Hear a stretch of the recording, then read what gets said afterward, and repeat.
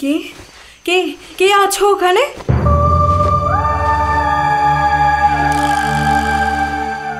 কে কে আছো ওখানে?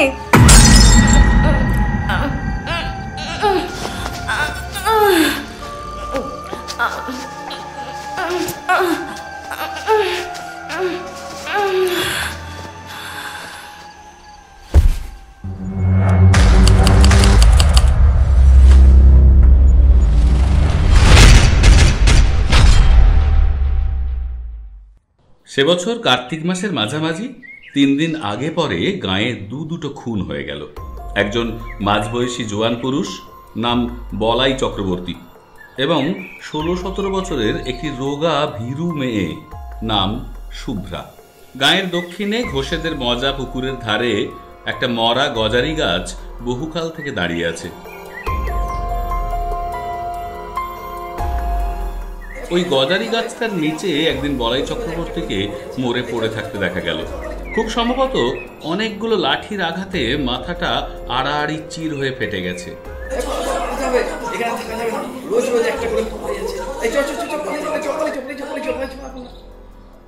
বেশ হয়েছে, এরকম একটা নোংরা লোকের সাথে এটাই হওয়া দরকার। ঠিকই বলেছ, কথায় আছে ভগবানের মার কেউ পায় না ছাড়।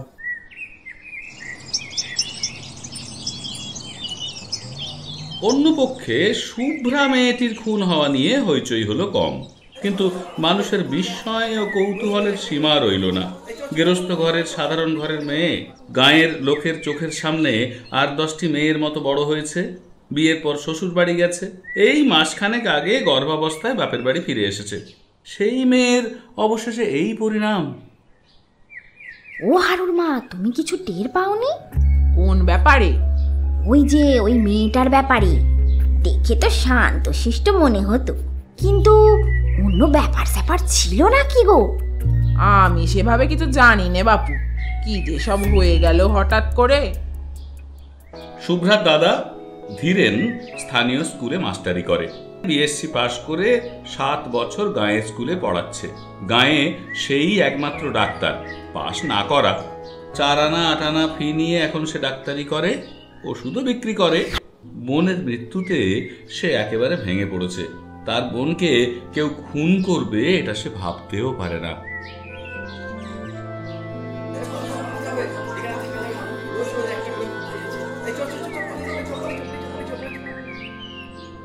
গায়ে যে কি সব ঘটে চলেছে কিছুই বোঝা যাচ্ছে না। আচ্ছা খুড়ো, দুটো খুনের মধ্যে কি কোনো যোগাযোগ আছে? 20-30 বছরের মধ্যে গায়ের কেউ তেমন ভাবে দখল পর্যন্ত হয়নি।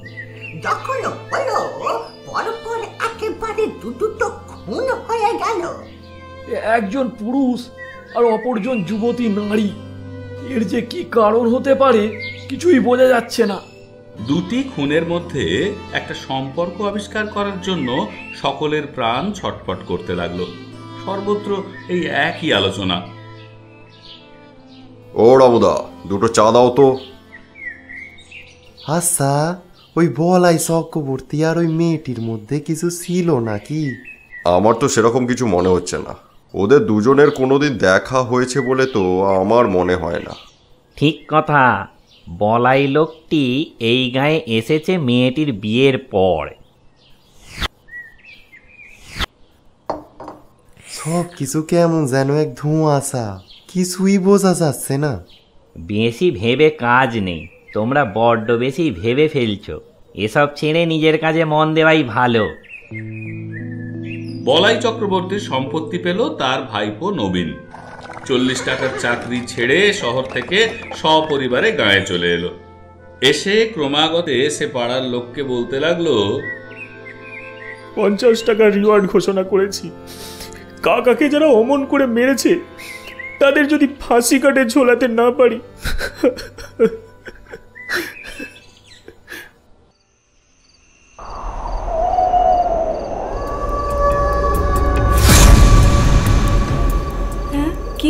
কি হলো ব্যাপারটা?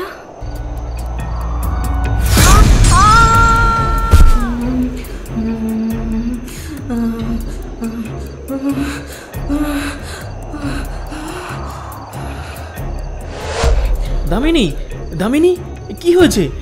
এই রকম করছো কেন? এই দামিনী, কি হলো? কি হয়েছে তোমার? তুমি কি পাগল হয়ে গেলে নাকি? নবীন কিছু বুঝতে পারলো না। সে সাহায্যের জন্য পাড়ার লোকজনকে ডাকতে গেল।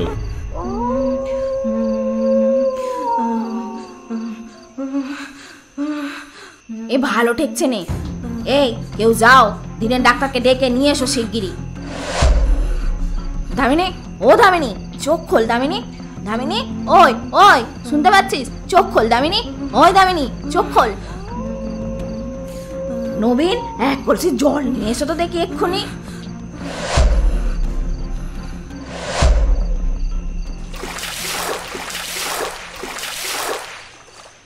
ধীরেনকে যখন ডেকে আনা হলো, কলসি কলসি জল ঢেলে দামিনীর মূর্ছা ভাঙানো হয়েছে, কিন্তু সে তাকাচ্ছে অর্থহীন দৃষ্টিতে।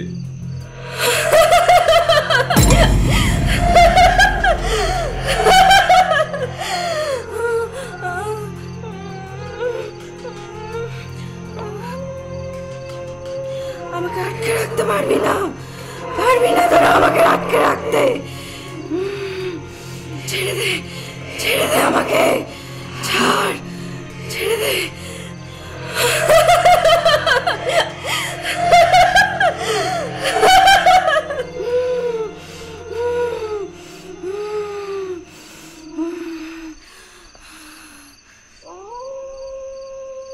সাহাপুরের কৈলাস ডাক্তারকে একবার ডাকা দরকার।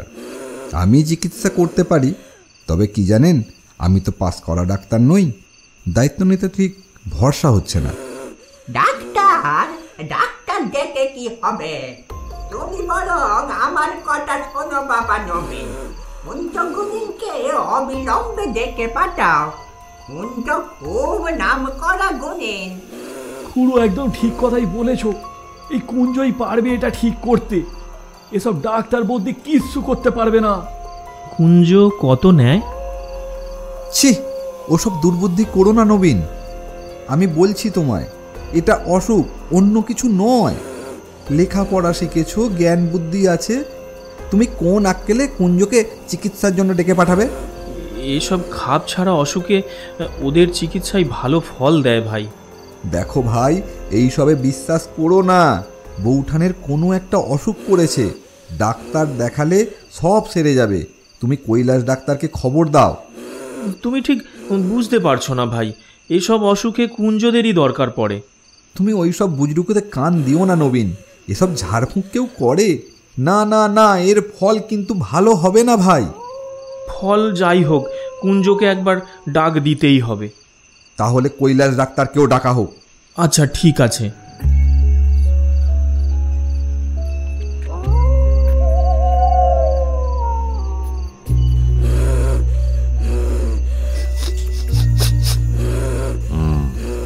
ভর সন্ধ্যাবেলায় ভর করেছে, সহজে ছাড়বে না। কি বলছে? সে কি? একই কাণ্ড। হ্যাঁ, তাই তো মনে হচ্ছে।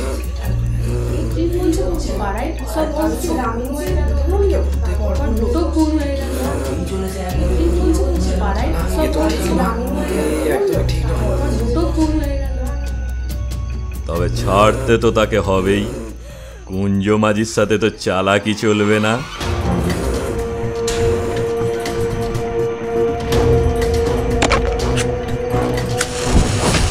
ওং রিং ক্লিং চামুণ্ডায় নমঃ।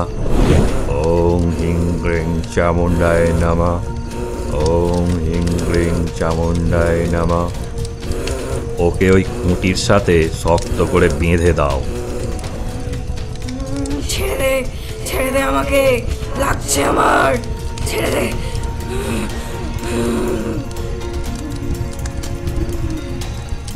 দাঁড়াও বাছাধন, দাঁড়াও। এখনই হয়েছে কি? এই তো সবে শুরু, মজা দেখাচ্ছি তোমায়। ওং রিং ক্লিং চামুণ্ডায় নমঃ। ওং হিং ক্লিং চামুণ্ডায় নমঃ। ওং হিং ক্লিং চামুণ্ডায় নমঃ। লাগছে, ছেড়ে দে, ছেড়ে দে আমাকে। কৃষ্ণ,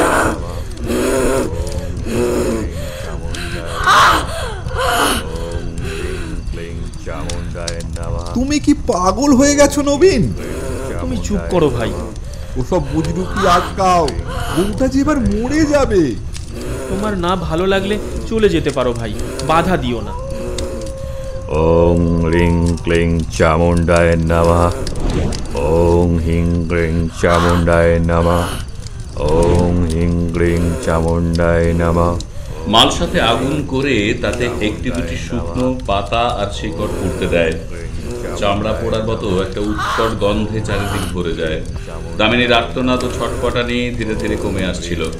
একসময় খুঁটিতে পিঠ ঠেকিয়ে কাঠ হয়ে দাঁড়িয়ে সে ঢুলু ঢুলু চোখে কুঞ্জোর দিকে তাকিয়ে নিস্পন্দ হয়ে রইল। তখন একটা কাঁচা হলুদ পুড়িয়ে কুঞ্জ তার নাকের কাছে ধরল। কে তুই? বল, কে তুই? আমি শুভ্রা, আমায় মেরো না। চাটুর্যে বাড়ির শুভ্রা যে খুন হয়েছিল? হ্যাঁ হ্যাঁ গো হ্যাঁ, আমায় মেরো না।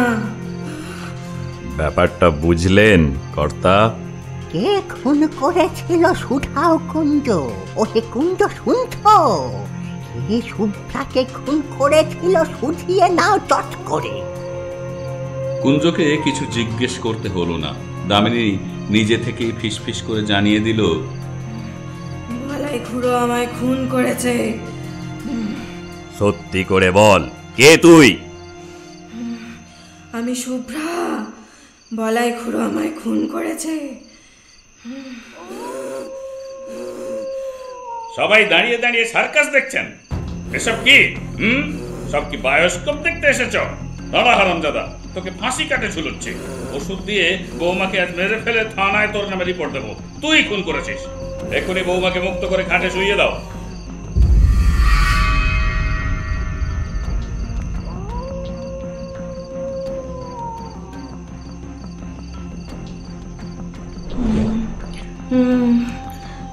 আমায় মেরো না, আমি শুভ্রা, আমি চাটুর্যে বাড়ির শুভ্রা। তাহলে বলাই শুভ্রাকে মেরেছে? কিন্তু শুভ্রা মরার আগেই তো বলাই মারা গিয়েছিল। যা, কি হলো ব্যাপারটা? শুভ্রার 3 দিন আগেই বলাই চক্রবর্তী মারা গিয়েছিল সন্দেহ নেই। কিন্তু শুধু জ্যান্ত মানুষ কি মানুষের গলা টিপে পারে?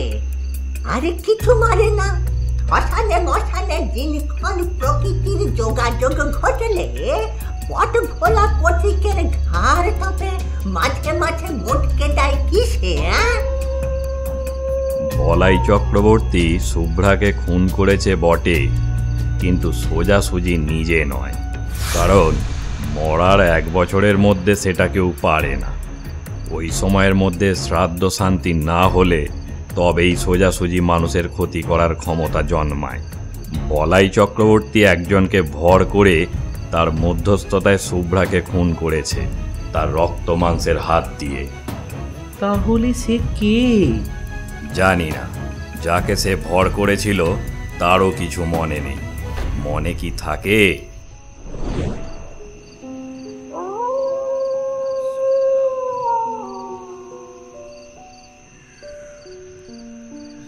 শুভ্রাকে তবে বলাই খুড়োই মেরেছে, কিন্তু কিভাবে?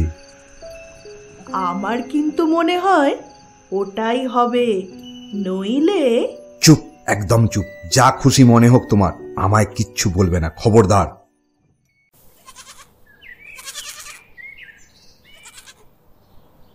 শোনো বাবা ধীরেন, আমি জানি তুমি লেখাপড়া জানা শিক্ষিত ছেলে, তুমি এসব বিশ্বাস করবে না, কিন্তু ঘোর দোষ লেগেছে। এত সহজে তোমাদের ছাড়বে না। তুমি ফেরবার সময় আমার বাড়ি থেকে মাদুলি নিয়ে যেও। ঘরে সব ছোট ছোট ছেলে মেয়ে আছে, বুঝলে কি না? আমি আসি এখন। হ্যাঁ। স্কুলে পা দেবার পর থেকে ধীরেনের মনে হতে লাগলো সে যেন বাইরের কোনো বিশিষ্ট অভ্যাগত স্কুল পরিদর্শন করতে এসেছে। তবে 1 মাসের ছুটি নাও ধীরেন। 1 মাসের ছুটি? মথুর বাবু এই মাত্র বলে গেলেন আজ থেকেই ছুটি পাবো। আজ আর তোমার পড়িয়ে কাজ নেই। আচ্ছা, কি হচ্ছে এসব আমার সাথে? একবার কি মথুরবাবুর বাড়ি যাব? না থাক, এখন কদিন ছুটিই নেই। যা ঝড় যাচ্ছে মনের উপর দিয়ে, এখন পড়াতে পারবো বলে মনেও হয় না।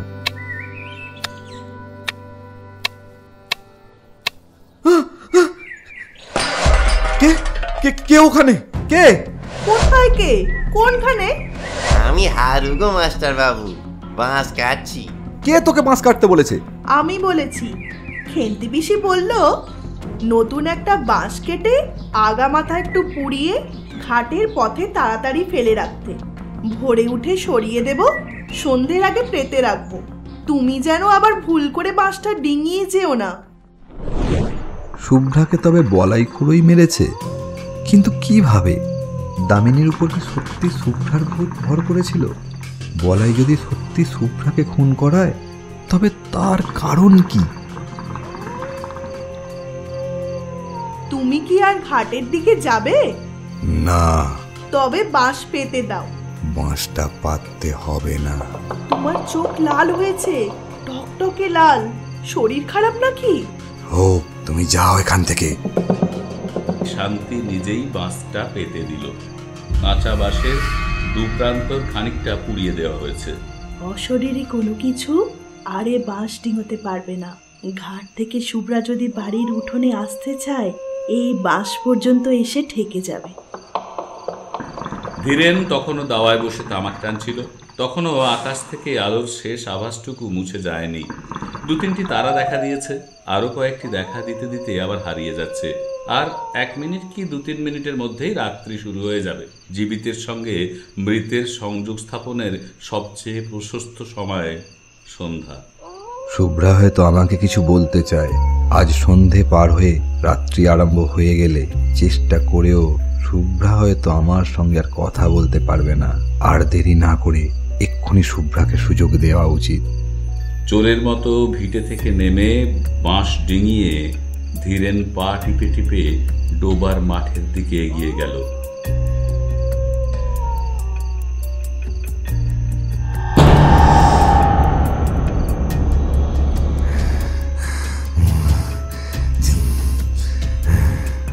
ধীরেন, এই ধীরেন, বাইরে বেরিয়ে আয়। কখন থেকে ডাকছি তোকে? ধীরেন, এই ধীরেন।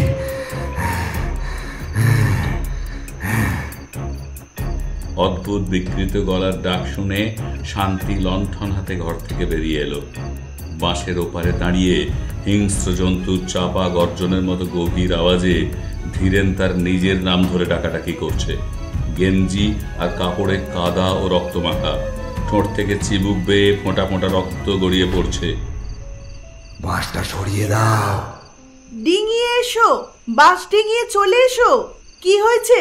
পড়ে গেছো নাকি? ডিঙোতে পারছি না। বাঁশ সরিয়ে দাও, বাঁশ সরিয়ে দাও এক্ষুনি। বাঁশ ডিঙোতে পারছো না? মাটিতে শোয়ানো বাঁশ। তবে তবে কি হায়, এ কি হলো? ওগো, কে কোথায় আছো? তাড়াতাড়ি এসো ওগো, আমার কি সর্বনাশ হলো ওগো, দেখে যাও। তারপর পাড়ার লোক এলো, কুঞ্জও এলো।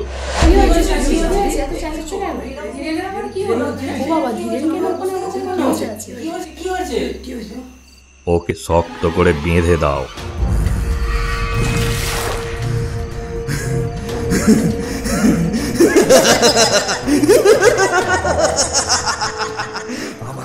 আমাকে আটকাবে কে? তুই? এত সাহস তোর? আমাকে জব্দ করবি তুই কুঞ্জ?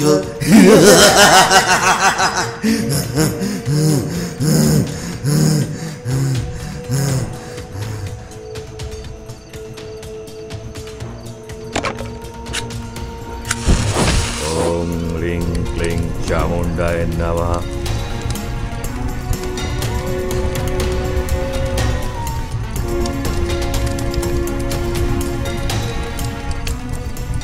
কে তুই? বল তুই কে? আমি বলাই চক্রবর্তী। শুভ্রাকে আমি খুন করেছি। তবে নিজের হাতে নয়। কাকে দিয়ে খুন করিয়েছিস? বল, কাকে দিয়ে বল বলছি।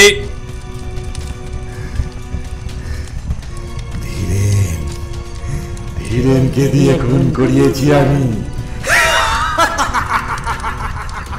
তার বোনকে তাকে দিয়েই খুন করিয়েছি আমি। আমার আমার আমার শুভ্রার উপর নজর ছিল, কিন্তু কিন্তু ওই ধীরেন তার বোনের দ্বারের কাছে ঘেরতে দিত না আমাকে। সেদিন যখন পাশের গায়ের ছেলেগুলো আমাকে পিটিয়ে মারলো, ভর করলাম ধীরেনের উপর। আর আর তারপর